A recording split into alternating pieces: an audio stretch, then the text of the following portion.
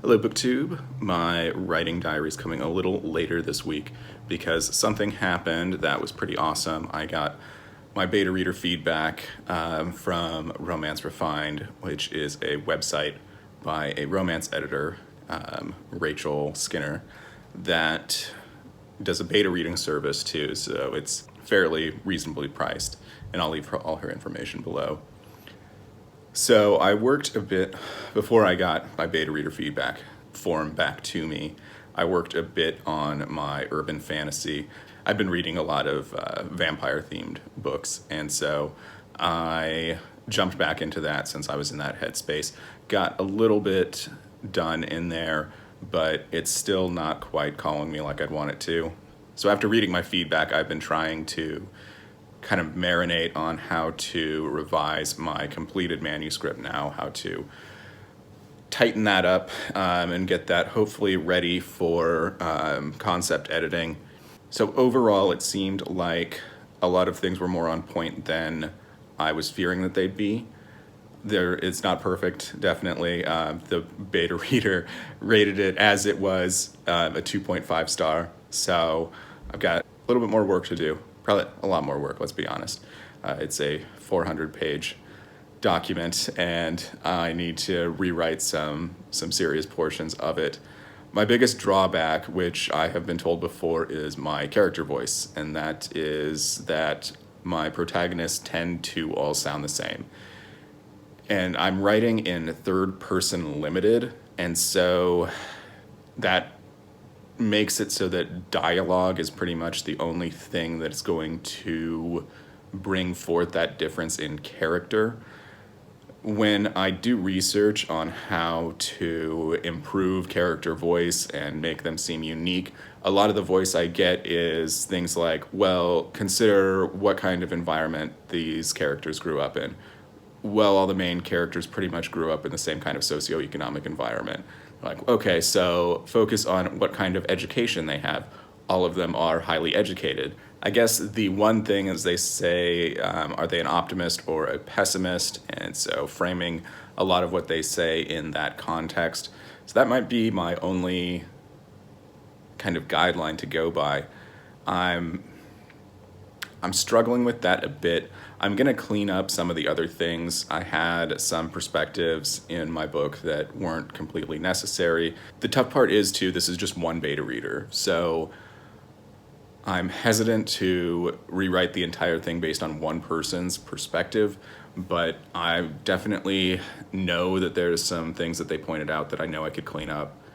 So I'm going to do that, and I'll probably have a few more people beta read it, whether that's through Romance Refined or whether whoever wants to read it. I'll send it to anyone if they want to read it and actually give me some feedback. It's very, very frustrating and difficult part about my writing adventure so far is people's lack of interest in wanting to read what I have written. But, you know, that's what it is. It's difficult because I don't have a lot of friends that read romance, really. And so that's the roughest part there. So I might just be, just paying through Romance Refined to get more feedback through their beta readers because there's no incentive like being paid to do something. Another part of the feedback that I got was which characters.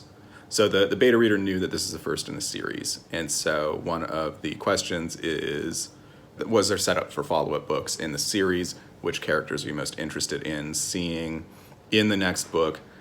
And the reader wanted to hear the story of some characters that I hadn't planned on being the second book, so I might change around the order. Also, my title apparently was not very was misleading to the overall plot of the story, so I'm going to rework the title. I think I've come to sort of an idea on that. So reworking the whole title dynamic of the series itself, because I want them to be consistent. So I'm back in edit mode. I'm going through my original manuscript, working on getting that tightened up. It's a slow process. It's a tough process too. It's very intimidating, more intimidating than just starting to write something new. It's easy to second guess yourself.